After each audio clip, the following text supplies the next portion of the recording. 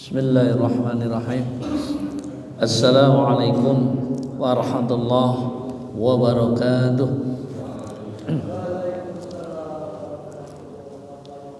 Subhanallah walhamdulillah wa la ilaha illallah wallahu akbar wa la haula wa la quwwata illa billah. Allahumma sholli ala Muhammad wa ala alihi wa ashabihi ajma'in. Qala Allah ta'ala bi kitabihil karim, a'udzu billahi minasyaitonir rajim. Ya ayyuhalladzina amanu hal adullukum ala tijarah tunjikum min adzabin alim. Al-ayah. Jamaah salat maghrib Masjid Rahman Kauman Gombong yang saya hormati, alhamdulillah malam hari ini kita bisa kembali melaksanakan kewajiban salat maghrib secara berjamaah, bisa sujud mengabdi kepada Allah, dan dilanjutkan dengan bermajelis thalabul ilmi. Tema yang saya akan bawakan pada malam hari ini masih berkenaan dengan tijarah, perdagangan dengan Allah. Jadi dulu Ketua Takmir minta untuk membahas tentang perdagangan dengan Allah. Salah satu ayat yang berkaitan dengan perdagangan dengan Allah adalah Quran surat As-Saff ayat 10 sampai dengan ayat 13.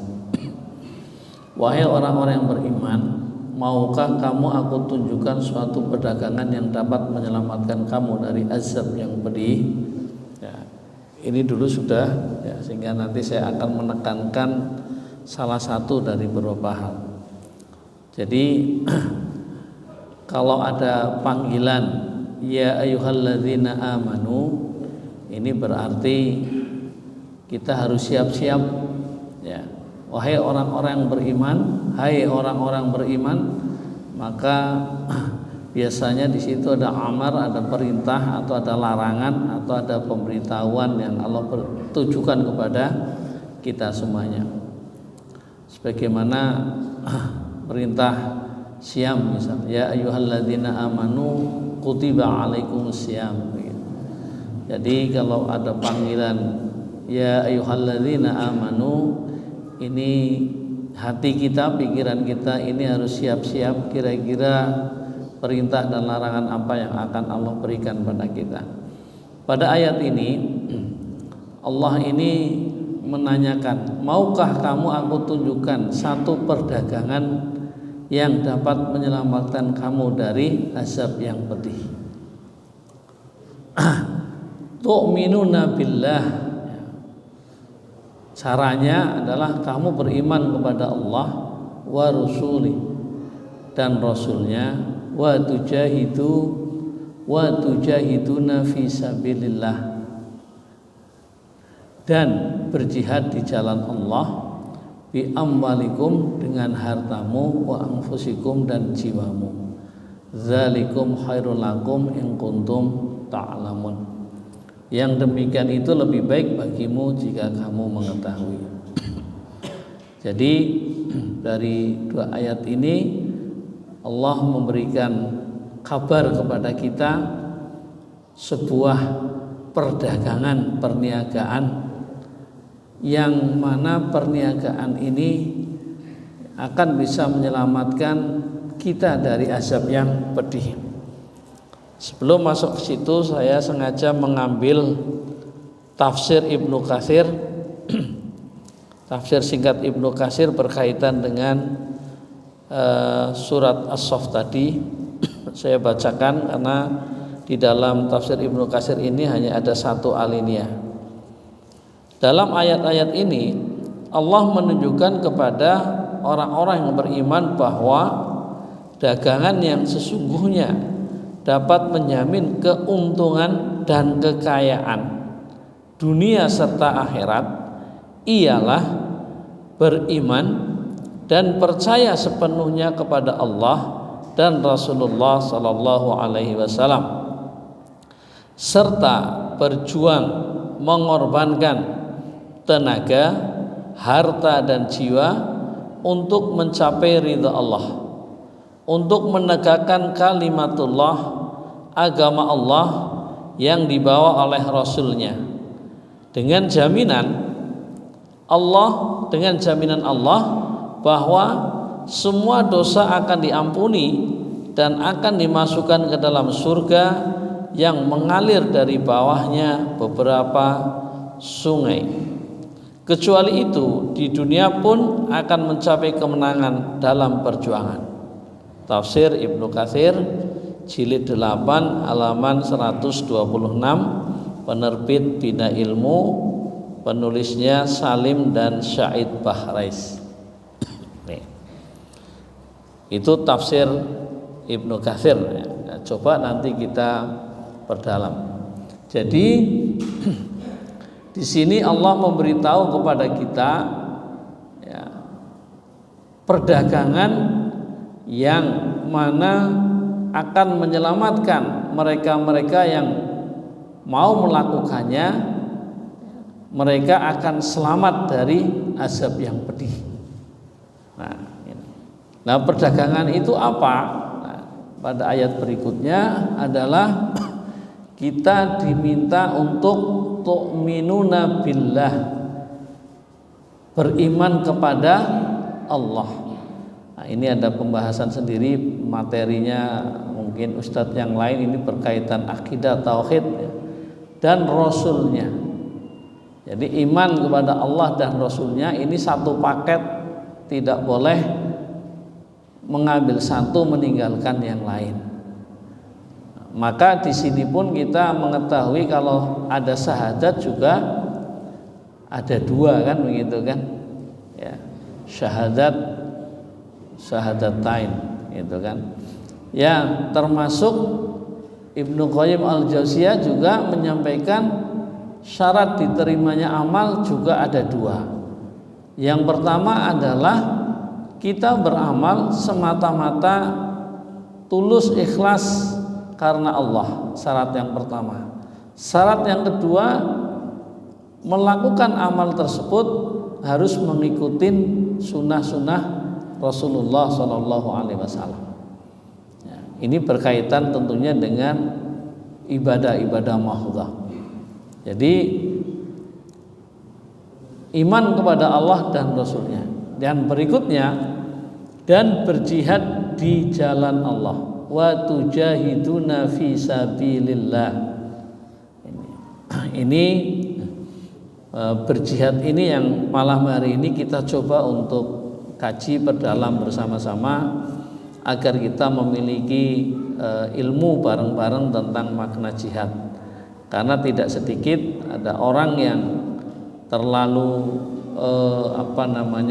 berlebihan, juga ada yang terlalu ketakutan dengan istilah jihad, ada yang sangat mengabaikan. Moga-moga dengan kita memahami makna jihad ini, kita akan memiliki pemahaman yang baik, yang benar, dan kita moga-moga tergolong orang-orang yang nantinya menjadi mujahid, yaitu orang-orang yang mau berjihad di jalan Allah. Jadi syaratnya adalah iman kepada Allah dan Rasulnya dan berjihad di jalan Allah, bi amwalikum wa anfusikum, dengan harta dan jiwa. Saya coba memulai dari makna jihad ini secara lughawi atau bahasa. Konon akar katanya adalah jahada. Ya, ini kalau secara bahasa diartikan mengeluarkan segala kesungguhan, kekuatan, dan kesanggupan pada jalan yang diyakini bahwa jalan itulah yang benar. Ini seringkali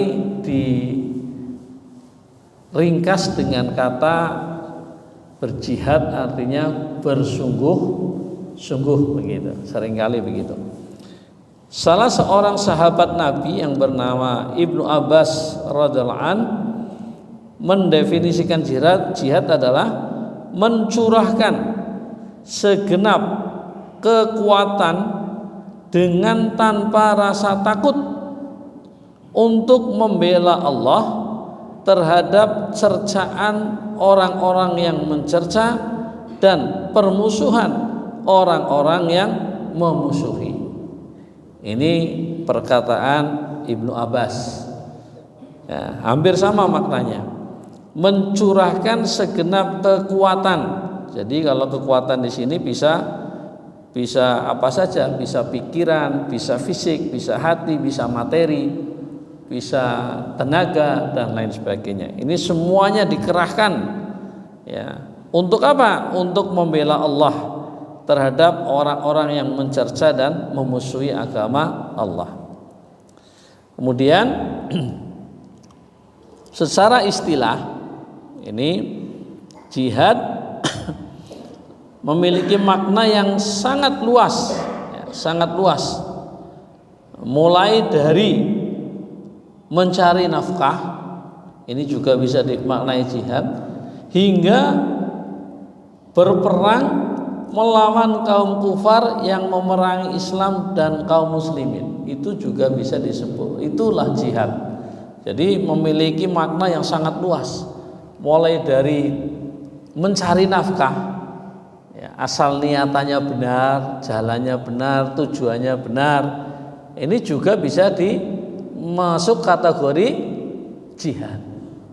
Maka orang-orang yang meninggal dunia ketika dia sedang mencari nafkah, itu bisa sifatnya orangnya mati syahid, tetapi jenazahnya tetap harus dimandikan, disolati dan lain sebagainya. Beda dengan orang yang meninggal dunia karena dalam peperangan membela agama Allah itu. Jadi ada dalam hadis yang pernah kita dengar, orang yang meninggal karena diantara yang tenggelam, ya, tenggelam, seorang ibu yang melahirkan, orang yang dalam perjalanan mencari ilmu, mencari nafkah, ini mereka ini ketika dalam hal-hal tadi meninggal, maka sifatnya adalah mati syahid.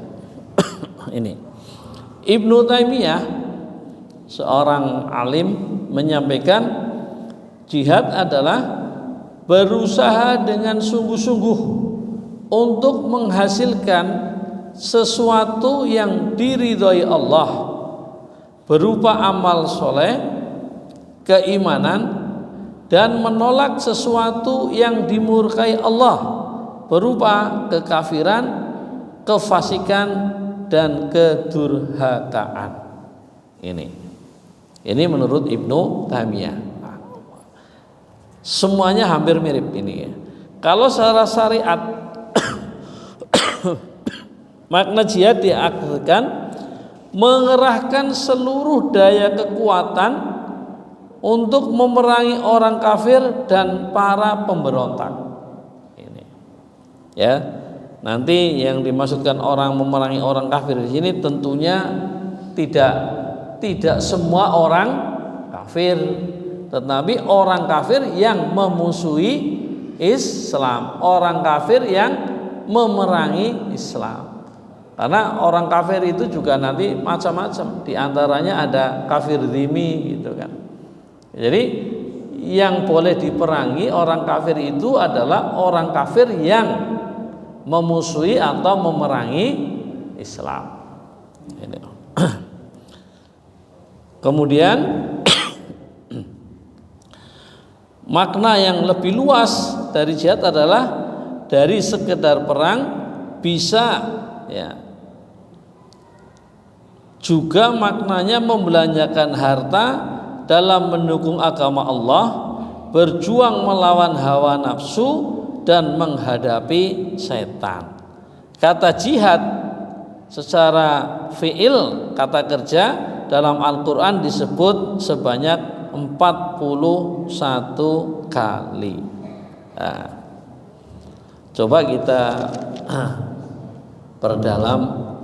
Jadi kalau ada istilah di sini bahwa jihad adalah secara mudahnya kita mulai dari yang terendah tadi, bukan terendah ya, atau maknanya ketika mencari nafkah itu pun bisa dikategorikan jihad, sampai kepada memerangi orang-orang kafir yang memerangi kita. Nah, nanti ini jihad ini merupakan puncak ajaran Islam, sehingga orang-orang yang berjihad, yang melaksanakan jihad akan mendapatkan kemuliaan dan kejayaan hidup gitu. Dan meninggalkan jihad ini nanti akan mendapatkan kehinaan. Jadi kebalikannya Pak, kalau orang yang mau berjihad maka dia akan mulia, akan jaya. Tapi kalau dia meninggalkan maka dia akan jatuh menjadi hina. Itu dengan makna jihad tadi. Ada sebuah hadis Rasulullah SAW yang artinya begini: jika kalian telah berdagang dengan ainah, berdagang di situ ada mengandung sistem riba, salah satunya ainah, mengikuti ekor sapi, artinya sibuk beternak, rela bercocok tanam dan meninggalkan jihad, pasti Allah akan menimpakan kehinaan atas kalian. Allah tidak akan mencabut kehinaan itu hingga kalian kembali ke ajaran agama kalian. Hadis riwayat Ahmad, Abu Dawud dan Al-Baihaqi. Nah, ini di sini. Jadi disinilah karena jihad ini merupakan puncak ajaran Islam yang tidak sembarang orang bisa ketemu ketika jihad itu maknanya perang. Cuma ketika saya bertanya, belajar di majelis-majelis ilmu ini kan, sekarang ini Bapak Ibu jamaah yang saya hormati, kalau kita hanya mendefinisikan jihad itu adalah perang, ya kayaknya kalau perang secara fisik kita nggak bakalan Pak. Kayaknya sampai akhir hayat kita tidak akan ketemu. Karena alhamdulillah di Indonesia ini termasuk damai. Cuma dalam era modern ini ada sebuah pembahasan yang disebut dengan ghazul fikr, yaitu perang pemikiran. Itu perang pemikiran.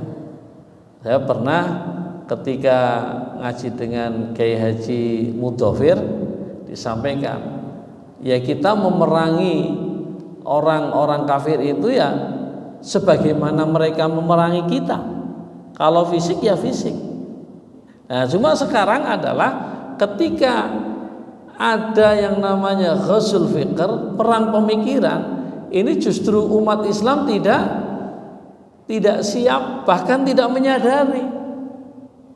Nah, coba nanti kita kaji bersama-sama. Benarkah kita umat Islam ini secara pemikiran tidak diperangi oleh musuh-musuh Islam pada sektor-sektor yang lain gitu, misal sektor ekonomi, sosial, budaya, politik itu. Nah, ini kadang-kadang kita lengah, tidak paham. Nah, yang kebetulan menjadi tema saya adalah tentang muamalah maliyah itu Pak. Ini kita kalau mau jujur sejujur-jujurnya, ekonomi kita masyarakat muslim dengan jumlah mayoritas. Tapi kalau ditanya, di dalam masyarakat muslim yang mayoritas ini, benarkah ekonomi ini sudah dikelola dengan tuntunan atau sesuai dengan syariah? Jawabannya pasti belum. Dan ternyata bank-bank syariah yang pernah berdiri di Indonesia, bank pertama dulu Bank Muamalat, ini pun perkembangannya tidak begitu menggembirakan. Yang dulunya pernah ada cabang di Gombong ya, sekarang sudah di Gombong dan di PKU ada kantor kantor pelayanan dulu. Sekarang sudah nggak ada. Di Kebumen juga itu. Di sektor ekonomi ini misal, kita tidak sadar bahwa sebenarnya sistem ekonomi yang dipakai ini tidak sesuai dengan syariat kita. Itu padahal kalau di sini tu'minuna billah, kita beriman kepada Allah, diantaranya adalah kita harus tunduk taat kepada aturan Allah. Itu begitu. Nah, coba sekarang di bidang ekonomi misal, benarkah ini ekonomi?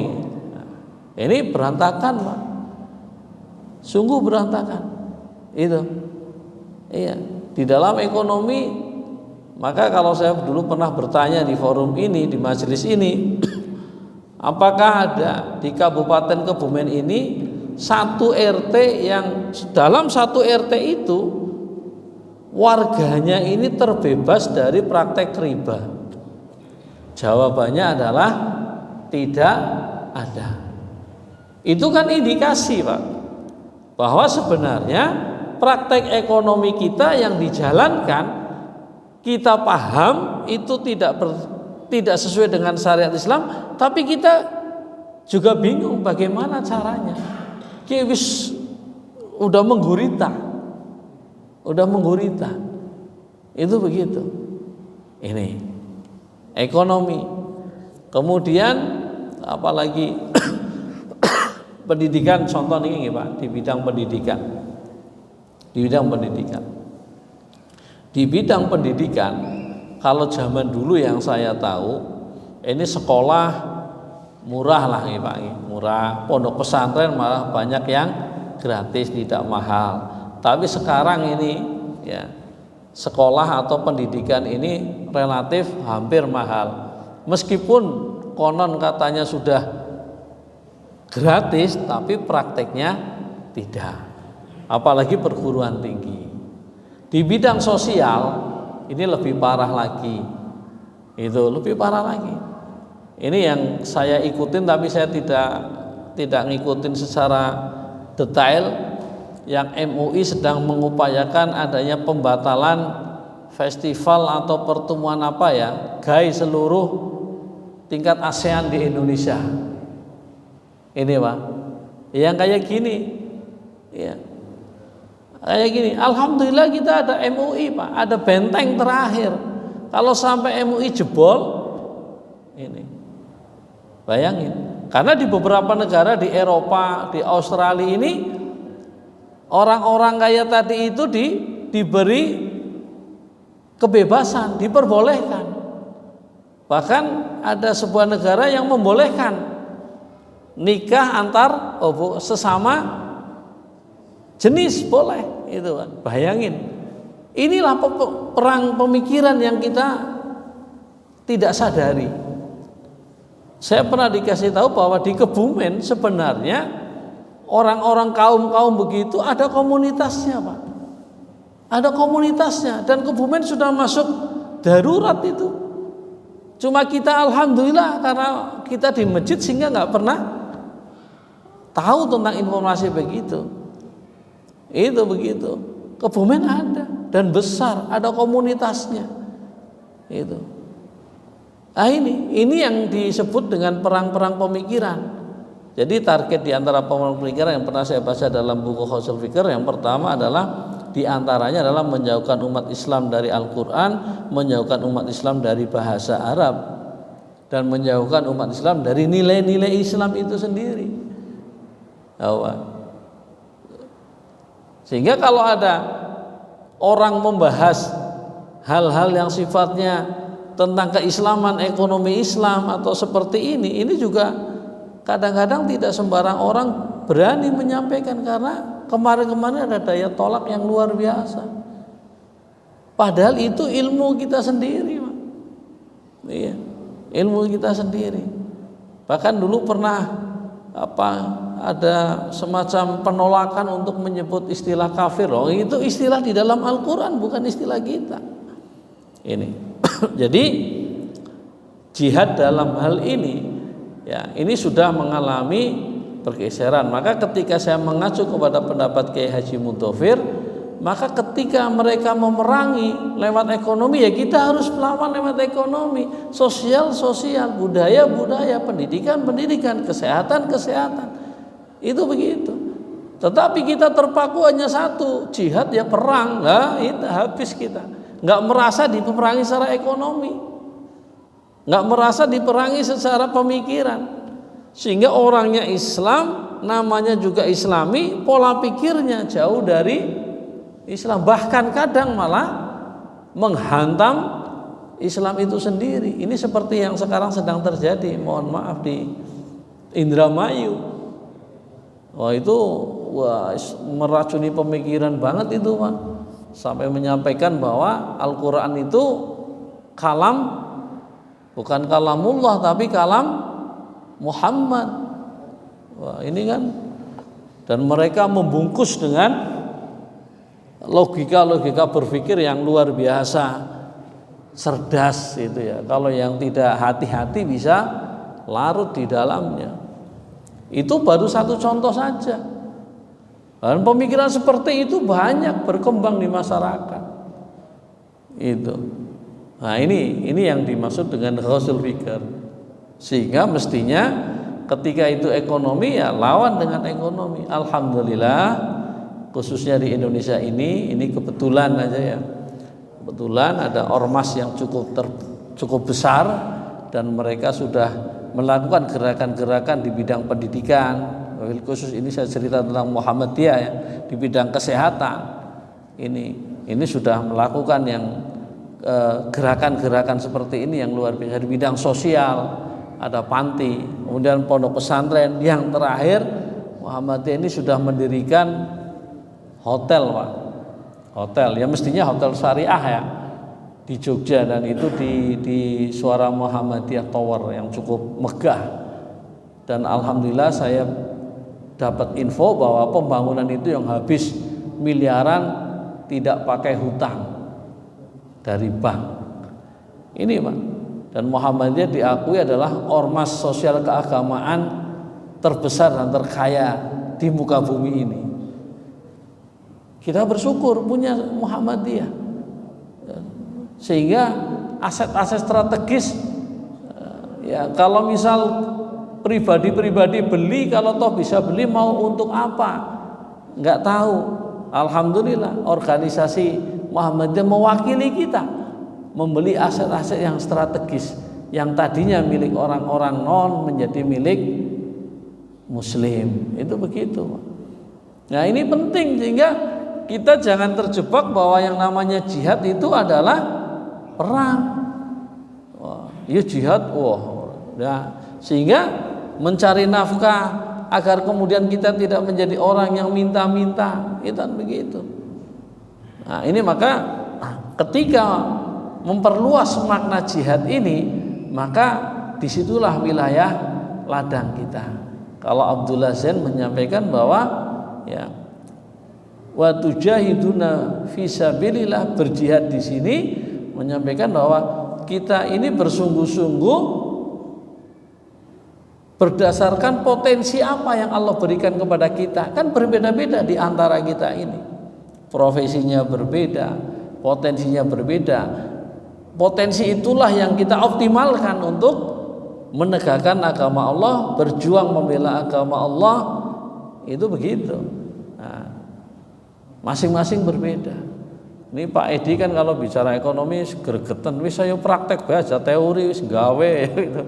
Nah, ini tapi ternyata tidak semudah itu ya. Ini gimana caranya untuk itu begitu. Nah, maka disinilah ya pentingnya kita untuk memahami makna jihad. Kemudian pada hadis yang lain ya, Rasulullah SAW menyampaikan, siapa yang mati sedangkan ia tidak berjuang atau belum pernah berniat berjuang, maka ia mati dalam keadaan jahiliyah. Ini Pak. Ya, ini maka sekarang kita niatkan bahwa bismillah kita punya niat untuk berjihad membela agama Allah sesuai kemampuan kita. Nah, dalam sebuah tulisan ini jihad dibagi menjadi ada yang rendah, tengah, dan tinggi. Yang rendah apa? Mengingkarinya hati kita terhadap sebuah kemungkaran. Yang kedua yang menengah adalah jihad dengan lisan, dengan pena, dengan tangan, dan berkata benar di hadapan penguasa yang tiran. Jihad yang paling tinggi adalah mengangkat senjata. Sekarang Pak, ini eranya era digital, era milenial lah. Semua orang hampir sekarang punya yang namanya HP, Pak. HP ini adalah alat, benda alat yang itu tergantung kepada si pemakai. Apa ini akan bermanfaat apa tidak? Termasuk mestinya kita seperti Ustadz Abdul Somad, jihad kita sekarang ini ya pakai HP itu. HP ini digunakan untuk berjihad buat kita. Bagaimana caranya? Konten-konten yang baik, tulisan-tulisan yang baik, tausiah, nasihat, apapun yang baik, share saja, Pak. Mungkin caranya begitu. Ya share, bagi begitu. Karena yang keburukan aja dibagi kok, ditontonkan. Masa yang kebaikan kok kita diam-diam saja? Ya kalau kembali lagi, kalau kita memaknainya jihad adalah perang harus dengan pedang, oh ya habis kita. Itu. Nah sekarangnya dengan medsos, dengan HP, bagaimana HP ini bermanfaat bagi kita untuk menambah ilmu, menambah wawasan, meningkatkan keimanan ketakwaan kita dengan ngaji lewat HP. Tapi juga perang di medsos sekarang luar biasa. Ini mohon maaf kita sekarang kan gimana ya? Misal Facebook atau apa ini baik, tapi tiba-tiba muncul iklan yang seronok, misalkan tiba-tiba aja ini luar biasa. Ini Pak. Jadi HP kita juga nantinya akan diminta pertanggungjawaban. HP kita. Maka gunakan. Kalau memang ini eranya adalah era berperang lewat medsos, ya ayo kita punya HP kok. Buat apa? Yang baik-baik di-share saja. Tapi kalau nge-share juga harus ada adabnya. Jangan judulnya baik, share saja tanpa tahu isinya. Yang kadang-kadang judul antara dengan isi berbeda, wah itu cilaka kan. Nah, maka harus diperhatikan kita kalau mau nge-share, diperhatikan dulu terus. Nah, kalau semua umat Islam ini di Facebook, di apapun ini menguasai dunia maya, ya moga-moga yang baik akan kemudian bisa menjadi mengkooptasi yang lain. Karena seringkali begini Pak, ini seringkali sesuatu baru menjadi perhatian atau diperjuangkan oleh penguasa atau oleh siapapun yang punya kewenangan itu ketika itu sudah viral. Ketika itu muncul di media, sudah banyak membicarakan, sudah ya bahasa kita sekarang viral, baru mendapatkan perhatian. Kalau nggak viral tidak. Itu loh. Ini artinya kan punya peran media sosial itu. Jangan dianggap enteng. Itu teruskan aja, kemudian dapat perhatian. Kalau nggak diributin, kalau nggak bersuara, nggak diperhatikan, Pak. Itu begitu. Ya, ini. Tujuan jihad ini biar selesai materi ini. Tujuan jihad apa? Agar syariat Allah tegak di muka bumi dan dilaksanakan oleh manusia, sehingga manusia dapat rahmat dari ajaran Islam dan terbebas dari fitnah. Itu, Pak. Ya, kita alhamdulillah mayoritas muslim, tetapi banyak bidang-bidang sektor-sektor yang di mana di situ belum sepenuhnya menggunakan syariat Islam. Itu harus kita akui, Pak. Bahkan dulu sempat mendominasi. Kalau ada rapat di kelurahan atau rapat dewan begitu, orang membawa agama itu aib, nggak boleh, Pak. Jangan bawa agama di persidangan ini begitu. Loh kan ngeri, Pak. Itu yang disebut dengan sekuler. Iya. Kalau menjadikan agama sebagai komoditas politik itu tidak boleh, Pak. Tapi berpolitik berdasarkan nilai-nilai agama itu sebuah keharusan. Nah, ini kan beda. Apa jadinya kalau orang berpolitik tidak berdasarkan norma agama? Rusak. Itu. Tapi nggak boleh menjual agama dijadikan komoditas politik, nggak boleh. Itu. Nah, ini hal yang berbeda. Macam-macam jihad. Yang pertama adalah jihad dengan lisan. Ini menyampaikan dan mengajarkan Islam kepada seluruh manusia. Di antaranya dalam tabligh, taklim, dakwah, ya, berpolitik dan lain sebagainya, ini dengan lisan. Maka Muhammad Nasir, ya kalau nggak salah, beliau yang menyampaikan, ya, kalau orang-orang baik tidak mau terjun ke dunia politik, maka dunia politik akan diisi oleh orang-orang yang tidak baik atau orang-orang yang jahat. Padahal dunia politik itu nanti mereka lah orang-orang yang diberi kewenangan membuat kebijakan. Kebijakan kalau mereka nggak paham agama, ya kebijakannya tidak akan berdasarkan agama. Kalau sudah menjadi kebijakan, siapapun harus mengikuti kebijakan itu. Itu loh Pak. Maka kalau ada orang yang menyampaikan aja ngomong-ngomong politik, ngomong. Nah, ini politik itu juga bagian dari kehidupan yang tidak lepas dari Islam itu sendiri. Islam, semua sektor kehidupan itu Islam mengawal Pak. Cuma sementara ini karena sudah terbiasa dengan melihat politik itu kotor dan lain sebagainya, sehingga dihindari. Ketika itu dihindari, yang senang nanti yang masuk ya orang-orang yang jahat, orang-orang yang baik nggak mau terjun.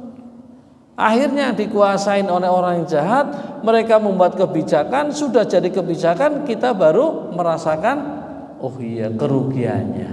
Nah ini. Kemudian jihad dengan harta adalah menginfakkan hartanya di jalan Allah, ya, khususnya pada perjuangan agama Islam. Ini tadi contohnya, ya, ini Muhammadiyah sudah merambah ke dunia ekonomi. Kita doakan moga-moga bisa berkembang. Jihad dengan jiwa, yaitu memerangi orang kafir yang memerangi umat Islam. Ini yang sering disebut dalam Quran dan Sunnah. Biasanya yang disebut jihad ini adalah maknanya adalah perang. Ini Pak nggih. Jadi pembahasan dengan transaksi dengan Allah saya cukupkan, ya. Insyaallah pertemuan yang akan datang kita akan tema yang lain. Jadi pada intinya adalah ya, kita diberitahu oleh Allah tentang sebuah perdagangan yang dapat menyelamatkan kita dari azab yang pedih. Apa itu? Beriman kepada Allah dan Rasul-Nya, berjihad di jalan Allah dengan harta dan jiwa. Yang demikian ini baik bagi kamu jika kamu mengetahui itu. Nah, insya Allah orang-orang yang demikian, maka Allah akan memberikan ampunan dan memasukkannya ke surga. Itu. Di sana ada sungai-sungai dan dimasukkan ke dalam surga Adn. Itulah kemenangan yang agung. Dan juga ada balasan lain yang kita sukai, yaitu Allah akan memberikan pertolongan dan kemenangan. Nah, sampaikanlah berita gembira ini kepada orang-orang mukmin. Monggo berikhtiar lewat as-sof 10 sampai 12 13 ini agar kita benar-benar bisa menjadi orang yang beriman kepada Allah, Rasulnya, berjihad. Insya Allah nanti kita akan mendapatkan apa yang dijanjikan oleh Allah. Tentunya dengan makna jihad yang luas, bukan sekedar jihad adalah perang. Era sekarang ya perangnya lewat media sosial. Waktunya sudah habis nggih Pak Wawan. Terima kasih. Assalamualaikum warahmatullahi wabarakatuh. Baik,